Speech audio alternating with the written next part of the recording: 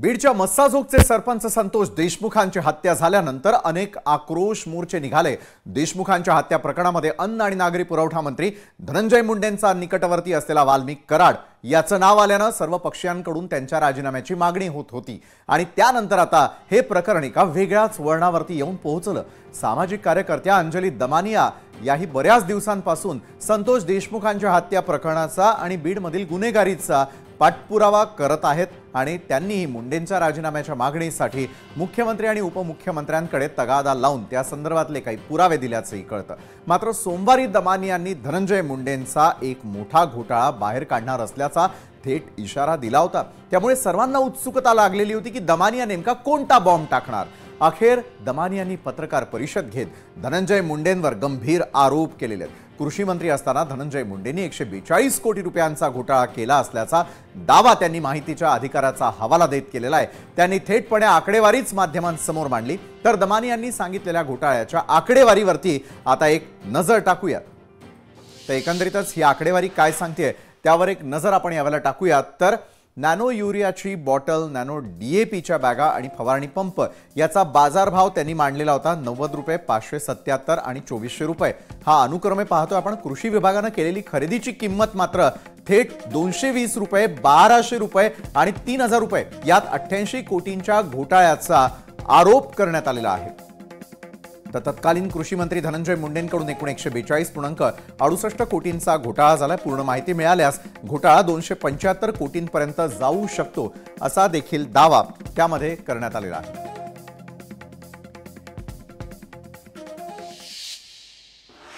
तर सामाजिक कार्यकर्त्या अंजली दमानियांनी आरोप केल्यानंतर मंत्री धनंजय मुंडेंनी देखील तत्काळ पत्रकार परिषद घेतली आणि दमानियांनी केलेले आरोप त्यांनी फेटाळून लावले। आपली निव्वळ बदनामी करण्यासाठी असे आरोप केले जात असल्याचं मुंडेंनी म्हटलं। त्यांची ही प्रतिक्रिया आधी पाहूया।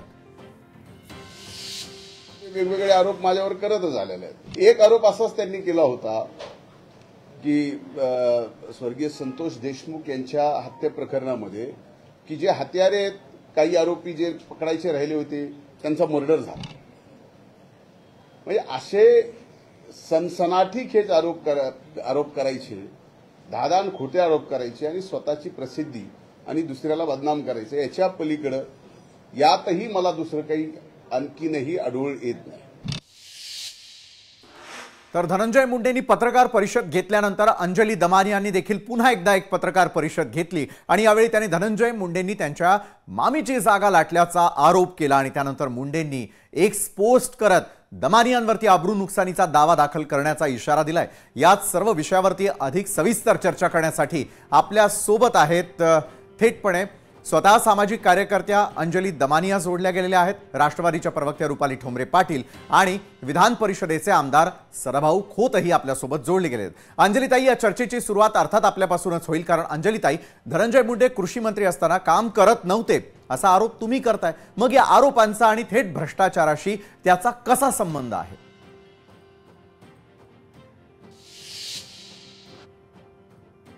मध्ये डिस्क्रिपन्सीज आहेत। तर त्या अशा आहेत की 5 गोष्टींना टेंडर केलं गेलं। बरं, पहिलं म्हणजे हे टेंडर खाली येऊच शकत नाही, कारण ह्या सगळ्या गोष्टी ज्या आहेत ते थेट लाभार्थी जे आहेत त्यांच्या खात्यात आल्या पाहिजेत, ज्याला आपण डीबीटी स्कीम म्हणतो। तर हे जे सेंट्रल गव्हर्नमेंटने डीबीटी स्कीम केली होती, तर हा जो फायदा जो द्यायचा असतो तो डायरेक्टली लाभार्थीच्या खात्यात जातो। बरं, पण तरी सुद्धा याला त्याच्या डीबीटी स्कीमच्या बाहेर काढलं गेलं आणि असं सांगण्यात आलं की मुख्यमंत्र्यांच्या परवानगीने केले। म्हणून मी आज माझ्या दुसऱ्या पत्रकार परिषदेत पुन्हा वाचून दाखवलं की डीबीटी मध्ये आत घालण्याचे किंवा 62 आयटम मध्ये ऍड करण्याचे अधिकार हे मुख्यमंत्र्यांना आहेत, एकही वगळण्याचे अधिकार मुख्यमंत्र्यांना नाहीत। या व्यतिरिक्त मी एकतर असं दाखवलं की बाबा टेंडर निघाली नंतर पण कच्चा माल घ्यायला त्याचे पैसे जे आहेत ते जसं फॉर एक्झाम्पल 16 मार्चला पैसे घेतले पण 28 मार्चला टेंडर झालं, असे जे प्रकार केले गेले हे आधी कधीच आपण ऐकलं नाहीये। प्रोसेस कसा असतो की एखादी प्रशासकीय मान्यता मिळाली की मग काय होतं की बाबा ठरतं की आता याच्यात आपल्याला टेंडर करायचंय, मग ती ऍड निघते, मग टेंडर प्रोसेस होतो आणि L1 ला वर्क ऑर्डर दिली जाते. बर. हा नॉर्मल प्रोसेस आहे. इथे काय झालं, पहिल्याच दिवशी 12 मार्चला हं. प्रशासकीय मान्यताचा GR काढला. म्हणजे ज्या दिवशी अप्लाय केलं त्या दिवशी GR काढून मान्यता देखील देऊन टाकली हं, हं, हं. आणि 15 तारखेला कृषी आयुक्त त्यांना लिहितात की हे डीबीटी खाली येतं, हे देता येत नाही, हा असं हा सांगून सुद्धा त्याच्या त्या दिवशी त्यांच्यावर काय केलं मला माहित नाही. 16 तारखेला एक पत्र काढलं जातं, हा हा त्याच्यावर हा वित्तमंत्री साईन करतात, त्याच्यावर मुख्यमंत्री साईन करतात आणि 16च्या 16 तारखेला पैसे कृषी विभागाकडनं MAIDC कडे दिले जातात. हं. ते कसे दिले गेले? कारण हे कायद्यात बसतच नाही. बर. आता अजून टेंडरच झालेला नाही, मग हं. तुम्ही पैसे कशाचे देताय? हं, हं, आणि हं. त्याच्यात मुख्य मुद्दा असा आहे की तो कच्चा माल विकत घ्यायला आणि बाकीच्या गोष्टी करण्यासाठी तुम्ही पैसे देऊन टाकले हा आणि ते पूर्ण ऍडव्हान्स सोडा म्हणजे फुल टेंडर अमाउंट देऊन टाकली. तर हे हं. अतिशय धक्कादायक होतं आणि त्याच्यानंतर मी अनेक एक एक एक असे सगळे त्यांचा GR वाचून दाखवले. हो हो पण आज मी आधीची सकाळची जी पत्रकार परिषद घेतली त्याच्यानंतर धनंजय मुंडेंनी घेतली हा आणि ते म्हणाले नाही नाही निविदा प्रक्रिया अतिशय परफेक्ट झालीये हा आणि त्याच्यात दोनदा तर आम्ही मुदतवाढ दिली होती. आता हे सगळं फुल खोटं होतं हं, हं, हं. आणि कदाचित म्हणून मी म्हटलं होतं की तुम्ही त्या मंत्रिपदाच्या खुर्चीवर जास्त काळ बसलाच नाही. बर बर. कारण तुमचं लक्ष कराड बरोबर होतं. हं. तिथे जमिनी कशा लाटायच्या, रागगोठा कसा करायचा, पैसे कसे उभे करायचे याच्यातच होतं. तुम्ही जर खुर्चीवर बसला असतात तर तुमच्याच कृषी कमिशनरनी हं. आयुक्तांनी तुम्हाला लिहिलेलं हो. आणि एक नाही 2 आयुक्तांनी लिहिलेलं ते पत्र तुम्हाला दिसलं असतं. हं, हं, पण हं, तुम्ही हं. ते बघितलंच नाही. आता त्याच्यात त्या आयुक्तांनी असं देखील लिहिलंय की यांच्या ऑफिसला आणि यांना मंत्र्यांना हं. याची पूर्ण कल्पना देण्यात आली आहे. हा तरी सुद्धा हे जर सगळं प्रकरण होत असेल बर. तर काय म्हणायचं? दुसरा पॉइंट, ही जी 5 गोष्टी आहेत त्या काय आहेत आपण बघूया. हं. नॅनो युरिया, नॅनो DAP, नंतर बॉटल स्प्रेअर, नंतर बेटाल्डिहाइड आणि कॉटनच्या हा बॅग्स, हा कॉटन स्टोरेज बॅग्स, हा कलेक्टिंग बॅग्स नाही, स्टोरेज बॅग्स. बर. तर आता नॅनो युरिया मी ऑनलाईन दाखवलं. ते तुम्ही पण आत्ता पण करून बघा. हं. ॲग्रीबेगरी नावाची जी वेबसाईट आहे, ॲग्रोस्टार नावाची आहे, जिथनं जनरली शेतकरी सगळे घेतात. आता या डिबेटवर सदाभाऊ खोत पण आहेत. हो ते सुद्धा तुम्हाला सांगतील, हो हो की ह्या सगळ्या ज्या गोष्टी आहेत, ॲग्रीबेगरी वेबसाईट, ॲग्रोस्टार वेबसाईट याच्यावरनं घेतल्या जातात. तर त्याच्यावर आत्ताच्या घटकेला तुम्ही 1 लिटर घेतलत, तर तुम्हाला अमुक भाव मिळतो. पण तुम्ही 10 लिटर घेतलत, जसं नॅनो युरिया 10 लिटर घेतलं, तर ते तुम्हाला ती एक बॉटल जी 500 मिलीलिटरची होती, बरोबर. तुम्हाला ₹92 ला पडते. हा हा पण माझ्या माननीय कृषी मंत्र्यांनी ती ₹220 घेतली आणि ती पण इथं मी एका याचं सांगतेय तुम्हाला, यांनी किती घेतल्या? हा 19,68,000 बॉटल. बरोबर. आपण दुपटीपेक्षा जास्त किमतीने. मग आपण नॅनो DAP कडे बघूया. हं. ही ₹269 ला बॉटल येते, हा एक 500 मिलीलिटरची. ती माझं सरकार ₹590 घेत असेल, तर आपण प्रश्न विचारू नये? हं, हं, हं. मेटाल्डिहाइड, आता आता ही जी आपण पहिले 2 म्हणालो, नॅनो युरिया, नॅनो DAP, हं. हे इफ्को नावाची कंपनी बनवते. हा इफ्कोचं MAIDC थेट डायरेक्टली डिस्ट्रिब्युटर असताना हा ते वाया टेंडर थ्रू अ ट्रेडर केलं गेलं. हं. का? भ्रष्टाचार करायचा होता म्हणून. कारण डायरेक्टली जर मी डीलर हं. आहे, डिस्ट्रिब्युटर आहे इफ्कोची, तर सरकारच त्याला त्या भावात प्रोक्युअर करून ते करू शकतं. पण बरोबर तसं आहे. केलं नाही. पण म्हणून याच्या पहिल्या 2 याच्यात जर आपण बघितला तर इतका हं. मोठा जो भ्रष्टाचार होता, हं. त्याच्यात 2च आयटममध्ये जवळ-जवळ 88 कोटीचा भ्रष्टाचार होता. बरोबर आहे आणि ही 2च संपूर्ण आयटममध्ये. घोटाळ्याची व्याप्ती त्यानंतर प्रचंड मोठी आहे. हं, नाही, हं. नाही. त्यानंतर हां. मेटाल्डिहाइडमध्ये ₹817 ला तुम्हाला किलो मिळतं. आता तुम्ही इतक्या मोठ्या प्रमाणावर म्हणजे हां. 1,97,000 किलो जेव्हा घेताय हं, हं, हं, हं. आणि ते तुम्ही 1250 ला घेताय. कॉटनच्या बॅग, ज्या ICAR नावाची एक संस्था आहे, त्यांनी 20 बॅग घेतलेल्या हां. ₹577 या तुम्ही ₹1250 घेताय. काय चाललंय हे सगळं? आणि आम्ही प्रश्न विचारू नये तुम्हाला? मेटाल्डिहाइड म्हणा, कॉटन बॅग्स म्हणा, बरोबर. बॅटरी स्प्रेअर ती तर हाईटच झाली. बॅटरी स्प्रेअर MAIDCची स्वतःची वेबसाईट तुम्ही उघडा आणि हं. बघा. हे ते विकतायत 2,900 रुपयाला, हा कारण त्यांना मिळतायत 2,450 रुपयाला. आत्ताच्या घटकेला तुम्ही याला MAIDC ला विचारलं, त्यांच्याकडे आत्ताचं जे रेट कॉन्ट्रॅक्ट आहे ते 2,450 रुपयाचं आहे. हा मग त्यांनी 3,425 ला आणि त्या पण 2,36,000 घेतल्या. हे कोणाला बुद्धीला पटण्यासारखं आहे का? बरोबर आणि आहे. मात्र हे जे मी रेट तत्कालीन म्हणतेय, कृषी मंत्र्यांना कसं काय पटलं याकडे मी थोडंसं लक्ष वेधेल. सराभाऊ आपल्याकडे येणारच आहे, मात्र तत्पूर्वी रुपालीताई, कृषी मंत्र्यांचं आपल्या खात्याकडे खरोखर म्हणजे तत्कालीन कृषी मंत्र्यांचं आपल्या खात्याकडे दुर्लक्ष झालं का? कराडऐवजी तोच वेळ कृषी खात्याला देण्यास धनंजय मुंडे विसरले होते का, जसं अंजलीताईंनी नमूद केलं? अंजलीताई अत्यंत धादांतपणे मीडियावर बेछूट आरोप करत आहे. लोकशाहीने प्रत्येकाला जरी अधिकार दिला असेल तरी कायद्याच्या न्यायाच्या गोष्टीमध्ये या सगळ्या गोष्टी बघितल्या पाहिजेत. आज अंजनी दमाने त्यांनी सनसनाटी जी खळबळ माजवली असं जे काही सारखं वक्तव्य येतं, त्यांनी ज्या काही 5 वस्तूच्या पॉइंट्स ज्याच्यात घोटाळा झालेला आहे त्या सांगतायत, त्याची त्या खरेदी प्रक्रियेच्याच वेळी मी डायरेक्ट पॉइंटवर बोलते, आजूबाजू वरचं खालचं घ्यायचं काही घेण्याची गरज नाहीये. ज्यावेळी ही खरेदी प्रक्रिया करण्यात आली त्याच वेळी पडिलवार यांनी एक याचिका दाखल केली. त्या याचिका या 5 याच्या संदर्भात होती. त्याचा केस नंबर हायकोर्टामध्ये 32/60/2024 सालीची याचिका होती. त्यांनी ती दाखल केल्यानंतर त्यांनी हे सगळे जे सकाळी ज्या बातमीमध्ये दमानिया त्यांनी जे काही केलेलं सांगितलेलं आहे, या सगळ्या त्या केसच्या प्लेयर्स आहेत. त्या तशाच्या तशा आमच्या अंजलीताईंनी उचललेल्या आहेत आणि मीडिया समोर सांगितले. असो, लोकशाही आहे, आरोप झाले पाहिजेत, त्यांना तेवढा अधिकार आहे. आता हे जेव्हा आरोप झाले तेव्हा तुम्हाला सांगते, ही केस दाखल झाली तेव्हा मुख्य न्यायाधीश म्हणजे हायकोर्टाच्या मुख्य न्यायाधीशांच्या समोर याच पडिलवार यांनी 5 जुलै 2024 ला त्यांचे आक्षेप मागे घेण्यात आले. याचा अर्थ काय की त्यांनी जे काही आरोप केले होते, जे दमानिया ताईंनी प्रेयर म्हणून जे आज आरोप म्हणून वापरलेले आहेत, ते आक्षेप मागे घेण्यात आले हायकोर्टातून. त्याच्यामुळे त्यांच्या त्या आरोपाला कोणतंही तथ्य नाही.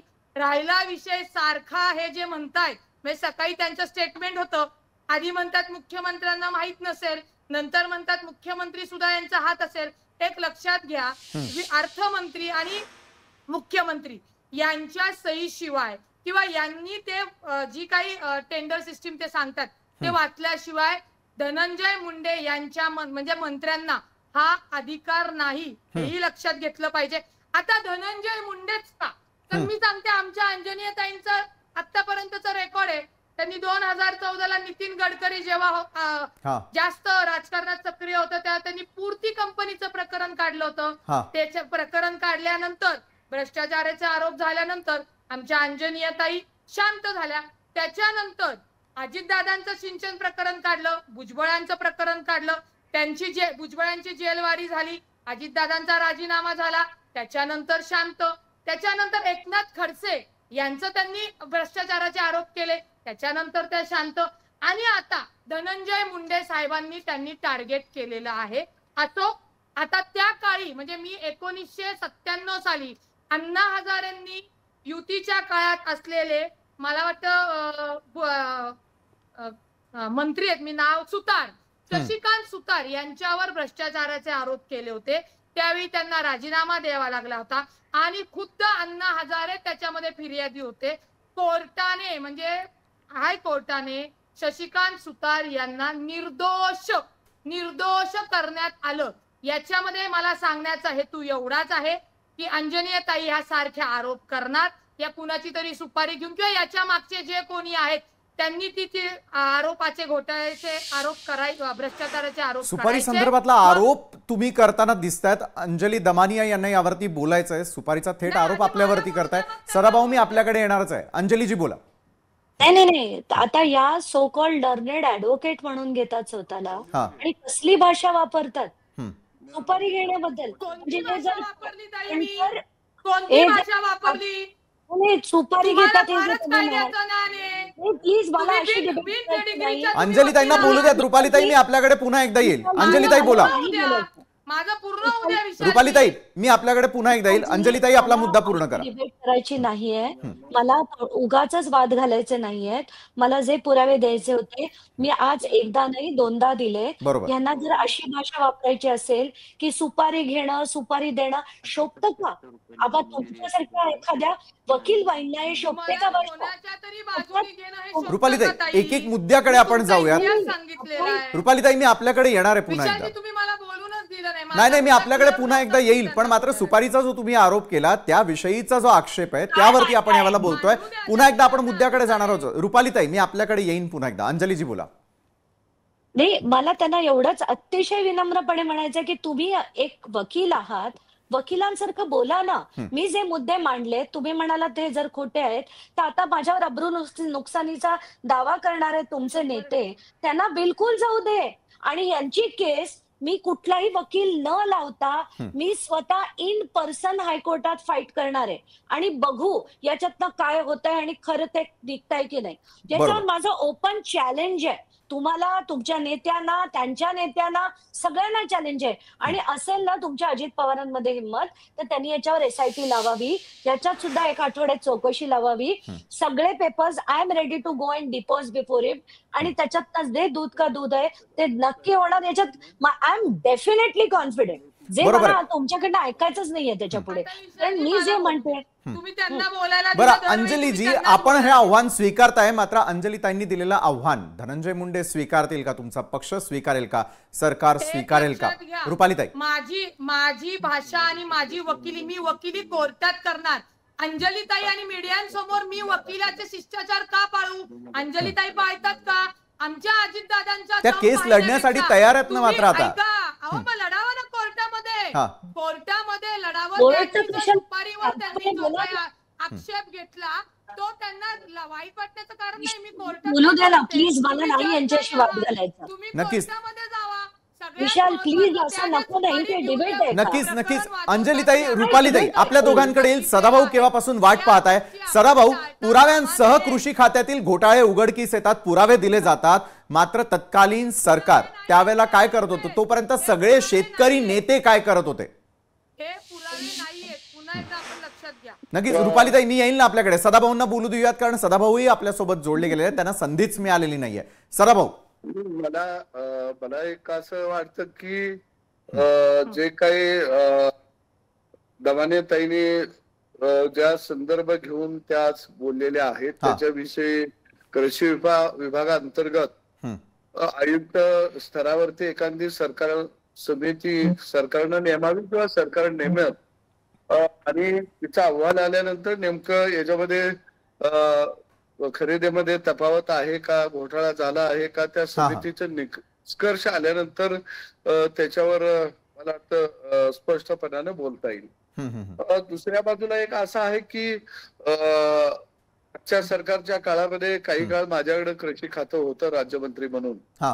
त्यावेळी एक असा निर्णय झाला होता की डीबीटी वरती संपूर्ण खरेदी व्यवहार करायचा. शेतकऱ्याच्या खात्यावरती डायरेक्ट पैसे आपण वर्ग करायचे आणि शेतकऱ्यांनी बाजारात जाऊन जे किंमत आहे त्या किमतीला त्यांनी ती वस्तू खरेदी करावी. आणि आपण अनुदान देत असताना एक रक्कम ठरवत होतो की बाबा या रकमेपर्यंत आम्ही बाबा कृषी पंपाला आम्ही अनुदान देऊ. त्याच्यावरची किंमत देऊन किंवा जास्त दरानं जर तुम्ही कृषी पंप खरेदी केला तर वरची रक्कम शेतकऱ्यांना दिली जाईल. मला वाटतं की हा आमच्या काळामध्ये नियम होता आणि मला वाटतं की खरेदीमध्ये सरकार फारसं पडत नाही. कारण आता आपण सगळं ऑनलाईन पद्धतीनं वेगवेगळे अनुदान शेतकऱ्यांच्या खात्यावरती आपण वर्ग करायला लागलेलो आहे.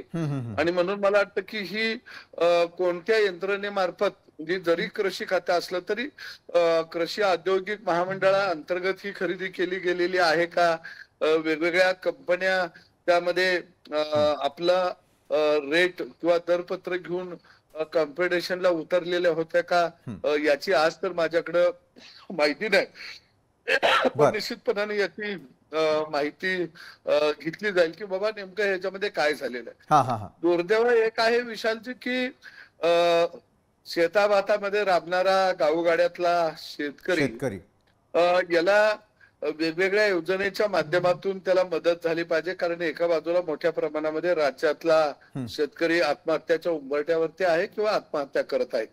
आणि मी एक चळवळीतला शेतकऱ्यांचा नेता म्हणून शेतकऱ्यांच्या प्रश्नावरती सकारात्मक चर्चा ह्या आम्हाने सगळ्याच राजकीय लोकांच्याकडून व्हायला पाहिजे त्या ही भूमिका असणारा मी कार्यकर्ता आहे. कृषी खातं हे मोठं खातं आहे. घराच्या उंबरठ्याच्या बाहेर पायी ठेवला की आपण शेतकऱ्याच्या शेत जमिनीवरती पावलं ठेवत असतो. आणि म्हणून मला वाटतं की सरकारनं खरेदीच्या भानगडीमध्ये मुळामध्ये येताच कामा नाही. कारण शेवटी शेतकऱ्याला काय गरज आहे हे शेतकऱ्याला माहित असतं. आणि म्हणून डीबीटी सारखी योजना राज्यामध्ये आपण लागू केली आणि डायरेक्ट शेती अवजारापासून ते वेगवेगळ्या यांत्रिकीकरणाचं अनुदान आपण शेतकऱ्याच्या खात्यावरती जमा करायला लागलो. परंतु नेमकं यामध्ये खरेदी करायला जरी परवानगी मुख्यमंत्र्यांनी दिली असली तरी सुद्धा ते योग्य आहे असं मला वाटत नाही. कारण कृषी खात्याने खरेदीच्या भानगडीत जायचंच नाही. खातं हे काही व्यापारी नाहीये.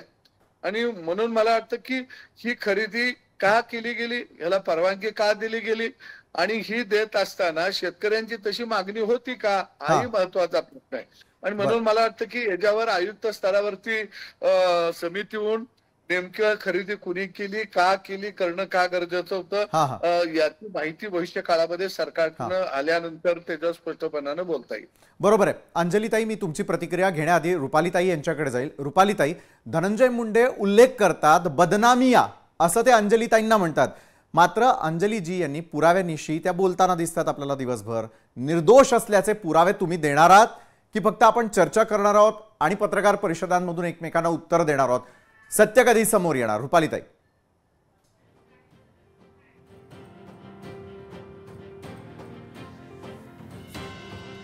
रुपालीताई, माझा आवाज येतोय आपल्यापर्यंत? रुपालीताई यांच्याबरोबर तांत्रिक कारणामुळे आपल्याला त्या ठिकाणी जाता येत नाहीये. मात्र अंजली दमानियाजी, मी पुन्हा एकदा आपल्याकडे येईल. मगाशी जो महत्त्वाचा मुद्दा उपस्थित केलेला होता सदाभाऊ खोत यांनी की त्यामध्ये मुख्यमंत्री उपमुख्यमंत्री यांचा संबंध येत नाही आणि ज्या प्रकारची ही योजना राबवलेली होती शेतकऱ्यांसाठी होती. मात्र शेतकऱ्यांसाठी असलेली योजना आणि त्यामध्ये दुसरंच कुठलं तरी कुरण जे आहे ते मिळालं आणि त्यातून हा भ्रष्टाचार झाला असं तुम्हाला म्हणायचंय का किंवा असं समजायचं का आपण? नाही, कसं आहे की मी पुन्हा एकदा रिपीट करते की याच्यात ना एक GR इतका स्पष्ट आहे की या डीबीटीच्या लिस्टमध्ये 62 आयटम्स आहेत आणि या मुख्यमंत्री हे फक्त त्याच्यात ऍड करू शकतात. या 62 मधनं ते वगळू शकत नाही असा GR आहे आणि हे क्लिअरली लिहिलेलं आहे. तुम्हाला हवं असेल तर मी आता ते तुम्हाला वाचून देखील दाखवते. इतका स्पष्ट GR असताना जर याचं उल्लंघन होत असेल आणि त्याच्यात काय केलंय की 7 मेंबरची एक कमिटी बनवली आहे ज्याचे चीफ सेक्रेटरी अध्यक्ष आहेत, मग आयुक्त आहेत, वित्त विभागाचे, कृषी विभागाचे, ज्या ज्या विभागाचे ते असेल त्या विभागाच्या आयुक्तांना त्याच्यात ऍड केलं जातं आणि ती 7 मेंबरची कमिटी जर कुठची गोष्ट वगळायची असेल हे समितीपुढे जायला पाहिजे असा देखील GR आहे. पण म्हणून मी म्हणते की जेव्हा मी बोलते तेवढं भान तर मी नक्कीच ठेवणार ना की बाबा आपण काय बोलतोय की मुख्यमंत्र्यांना अधिकार नाही असं म्हणायला माझं काही डोकं फिरलं नाहीये ना. तर याच्यात हा GR आहे म्हणून मी मांडलं की असा GR असताना ते अधिकारच नाहीयेत त्यांच्याकडे. आणि डीबीटी ही जी योजना आहे ती सेंट्रल मधनं आलेली आहे आणि सेंटर मधनं हे डायरेक्शन्स सगळ्या राज्यांना दिले गेलेत. म्हणून ही 2006 डिसेंबरमध्ये डीबीटी योजना राबवण्यात आली होती. पण एप्रिल 2017ला याचे आपल्या महाराष्ट्रात GR निघालेत आणि ते मी सगळे एकानंतर एक GR सगळे वाचून दाखवले की याच्यात पॉवर्स कोणाकडे आहेत, याच्यात ऍड करण्याच्या, याच्यात डिलीट करण्याच्या आणि कृषी विभागाच्या अमुक गोष्टी ज्या आहेत की महाबीज म्हणा, MAIDC म्हणा, KVK म्हणा, हे जे स्वयं उत्पादित करतात ती डीबीटी खाली येत नाहीत. पण ज्या स्वयं उत्पादित करत नाहीत या प्रत्येक गोष्ट ही डीबीटीनेच पैसे देण्यात यावे, या योजनांचा लाभ जो आहे तो शेतकऱ्यांपर्यंत पोहोचेल हा त्याच्या मागचा भाव होता ना. पण हे कुठेतरी आता इतकं घाण झालंय सगळं, प्रत्येक गोष्टीला ओव्हररूल करून टेंडर सुद्धा मी जसं तुम्हाला सांगितलं, आता टेंडर जेव्हा तुम्ही बॅटरी स्प्रेअरचं काढता, तेव्हा तुम्ही ते कुठल्या कॅटेगरीत घालता? नोगा म्हणजे कशासाठी असतं? Nagpur orange growers association. म्हणजे आज जर मीच बॅटरी स्प्रेअरचं सप्लायर असेल, तर मी कशात जाणार? की महाटेंडरचं जे पोर्टल आहे, त्या पोर्टल मधनं MAIDC, त्या पोर्टल मधनं ज्या इक्विपमेंट सेक्शन मध्ये ते जात असेल, तिथे मी बॅटरी स्प्रेअर शोधणार. पण याचं जर title leave and licence for Pimpri land असं जर दिलं, तर कसं मिळणार ते मला? म्हणून मग महाराष्ट्रातल्या कोणीच त्याला अप्लाय नाही केलं, पण कोणाला कळलंच नाही. करतात कोण? तर इंदोरच्या एका गावातली 4 माणसं आणि गुजरात मधला 1. आता हे काय योगायोग आहे का? एकाच गावातली 4 माणसं करतात, पण महाराष्ट्रात कधी कोणी बनवतच नाही. MAIDC काय आहे? तर MAIDC म्हणजे Maharashtra agro industrial development corporation. म्हणजे ऍग्रो इंडस्ट्रीजना डेव्हलप करण्यासाठी MAIDC बनवता आणि इंदोरच्या मध्य प्रदेशच्या कंपन्यांना आणि गुजरातच्या कंपन्या त्याला बीड करतात. योग्य तरी आहे का हे सगळं? बरोबर आहे, संशयास्पद आहे हे सगळं अंजलीताई. मात्र सराभाऊ, कृषी खात्यातले भ्रष्टाचार ते थेट मामींची जमीन लाटणं गंभीर स्वरूपाचे आरोप आहेत. पुरावे सादर केलेले आहेत, पण धनंजय मुंडेंवरती कारवाई कधी होणार किंवा याविषयी सरकार काहीच बोलताना दिसून येत नाही. या मागचं मग कारण सगळ्यांनी काय समजायचं? विशालजी, एक गोष्ट आपल्याला लक्षात घेता येईल की MIDC ची काही गोष्टी खरेदी करून शेतकऱ्यांना अनुदानावरती पुरवठा करत असते. त्याच्या मागचा एक हेतू आहे की MIDC न मोठ्या प्रमाणामध्ये खरेदी केले तर त्याच्यामध्ये कमी दरामध्ये, कारण मोठा साठा खरेदी झाला की निश्चितपणानं एका वस्तूच्या ऐवजी 10 वस्तू त्याच घेतल्या तर त्याचा रेट कमी होतो, ही त्याच्या मागची भावना आहे. परंतु जर MIDC जर एका बाजूला बाजार रेट पेक्षा जास्त खरेदी MIDC न केली असेल तर मग ती MIDC न कुणाच्या आदेशानं जादा दरानं खरेदी केली याची सुद्धा आता चौकशी व्हावी लागेल. आणि त्यातून मग MIDCच्या MDला बाबा जादा दरानं खरेदी करण्याचा कुणी अधिकार दिलेला होता याही संदर्भामध्ये आता नव्यानं चौकशी होणं गरजेचं आहे असं मला वाटतं. आणि दुर्दैव हे आहे की अरे राज्यातल्या शेतकऱ्याविषयी कळवळा कधी राज्यकर्त्यांना आम्हाने येणार याचं सुद्धा मला एक माझ्यासारख्या शेतकरी नेत्याला खरोखर चिंता आणि काळजी वाटत आहे. बरोबर आहे, चिंता तुम्ही व्यक्त करताय. आमची पण हीच अपेक्षा आहे की सर्वसामान्य शेतकऱ्यांच्या पदरात काहीतरी पडावं. कारण सगळं जर सरकार जमा होत असेल किंवा टेंडर प्रक्रियांविषयी जर संशय व्यक्त होत असेल तर मग विश्वास कुणावरती ठेवायचा? अंजलीजी, जाता जाता आपल्याला प्रश्न आहे की धनंजय मुंडेंनी अब्रू नुकसानीचा दावा दाखल करणार असल्याचं ट्विट केलं.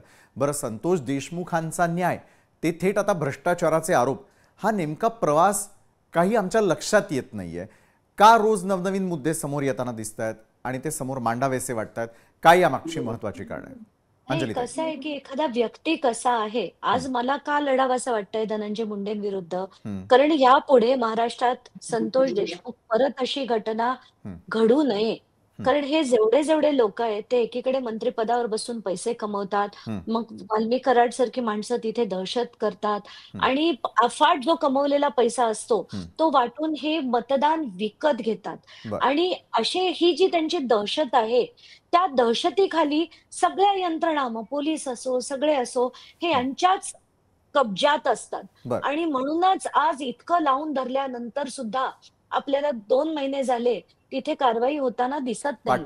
म्हणून जोपर्यंत अशा लोकांना त्यांच्या मंत्रिपदावरनं हटवलं जात नाही तोपर्यंत खरी चौकशी चालूच होणार नाही असं माझं स्पष्ट मत आहे. म्हणून मी ठरवलं की आपण हे लावून धरूया, प्रत्येक गोष्ट जी आपल्यापर्यंत पोहोचेल ती लोकांपर्यंत जाऊन देऊया. म्हणजे एक जन आक्रोश तो आज आपल्याला दिसतोय, 2 महिने दिसतोय तो. आज जी भावना मीडियामध्ये देखील आहे, 2 महिने मीडिया कधीचा विषय कुठलाच लावून धरत नाही, पण हा का धरला? कारण हा इतका सेन्सिटिव्ह मुद्दा आहे. आज मीडियाला काही मिळतंय का त्याच्यातनं? काहीच नाही. मग आपण सगळे का लढतोय? कारण ही व्यवस्था, ही जी इतकी सडलेली यंत्रणा आहे ना, कुठेतरी बदलायला हवी.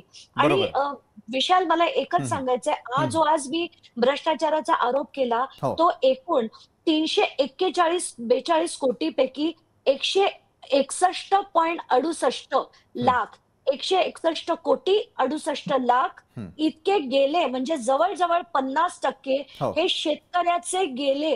हे सगळं बाहेर खरंच यायला नको का? का मग मी घरात बसून राहावं आणि लढायचं नाही की बाबा धनंजय मुंडे आहेत, त्यांना जे करायचं ते करतील, चिरडायचं असेल चिरडतील, शेतकऱ्यांचं लुटायचं असेल लुटतील, आणि आपण असंच बघत बसायचं का? नाही म्हणजे बरोबर आहे, कुठेतरी तुमच्या मनात लिहायला आलेले नको प्रश्न का? आणि म्हणूनच माध्यम देखील ते लावून धरताना दिसत आहेत. सदाभाऊ, फक्त जाता जाता एका वाक्यामध्ये जे धारिष्ट एका बाजूला अंजलीजी दमानिया दाखवत आहेत तेच धारिष्ट सरकारच्या भूमिकेतून दाखवून देणार का एका वाक्यात? नाही, मला वाटतं की सरकार समोर ज्यावेळी काही पुराव्यानिशी कागदपत्र समोर येतात त्यावेळी कुणाचंही सरकार असलं तरी त्याला चौकशी करावी लागते. बरोबर. निश्चितपणानं हे सरकार सुद्धा पारदर्शकपणानं चौकशी करेल आणि करणं गरजेचं आहे. त्याचं कारण शेतकऱ्यांच्या मनामध्ये यामुळे नैराश्य निर्माण होईल की बाबा कुणावर भरवसा ठेवावा, आणि म्हणून निश्चितपणानं ही मागणी आम्ही सरकारकडे लावून धरू की कृषी खात्यामध्ये तर किमान पारदर्शकता आणूया की ज्याच्यावरती 50% समाज माझ्या गावोगाड्यातला काबाड कष्ट करून जगत आहे आणि त्याला सन्मानार्थ जीनं त्याच्या वाट्याला आलं पाहिजे ही भावना असणारा मी कार्यकर्ता आहे. आणि कृषी खात्यामध्ये किंवा शेतकऱ्याच्या बाबतीमध्ये एखादा प्रश्न आला आणि अशा पद्धतीनं जर काही वातावरण निर्माण झालं तर शेतकरी नैराश्यात जाईल.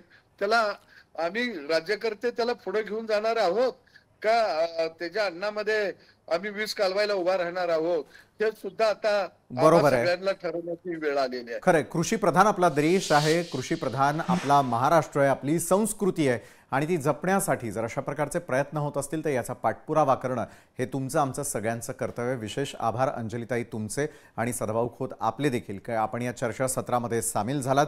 दिवसभर नेमकं काय सुरू आहे हे महाराष्ट्रातल्या जनतेला सुस्पष्टपणे समजावून घेण्यास मदत केली त्यासाठी. लोकशाही मराठी, ऐका, पहा, जागरूक रहा.